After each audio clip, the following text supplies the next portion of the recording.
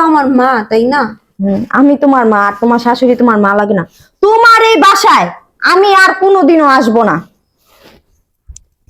মা, আপনাকে আমি অনেকবার চেষ্টা করছি বোঝানো যে আপনার মেয়ে আমার মা বাবা আমার বাড়িতে আসলে কি ধরনের ব্যবহার করে, কিন্তু আপনি আমার কোনো কথাই পাত্তা দেন নাই, আমার কথা আপনি বিশ্বাসই করেন নাই। আপনি কি বলছেন আপনার মেয়ে অনেক ভদ্র নম্র শিক্ষিত।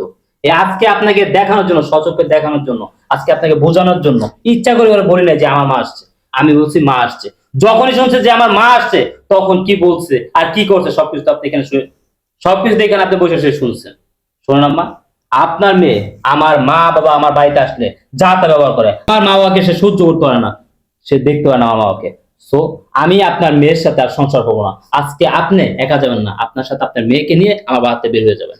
বাবা, আমার অনেক বড় ভুল হয়ে গেছে। আর শোন, তোকেও একটা কথা বলি।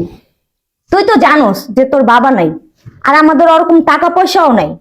তোকে আমি ভালো একটা ছেলের কাছে বিয়ে দিছিলাম যেন তুই সুখে থাকোস। আমি যতটুকু কষ্ট করছি ততটুকু কষ্ট জানি তোর না হয়, এই জন্য ভালো একটা ছেলের কাছে তোরে বিয়ে দিছিলাম। মুরব্বীরা বলতো অল্প পানির মাছ বেশি পানিতে পড়লে ছটফট করে, লাফায়। তুইও ওরকম লাফাইতাছস। ভালো একটা স্বামী পাইছস, ভালো একটা শাশুড়ি পাইছস, ভালো একটা ফ্যামিলি পাইছস, তাদের কদর করতে তুই জানলি না। আর আরেকটা কথা তোরে বইলা দিলাম,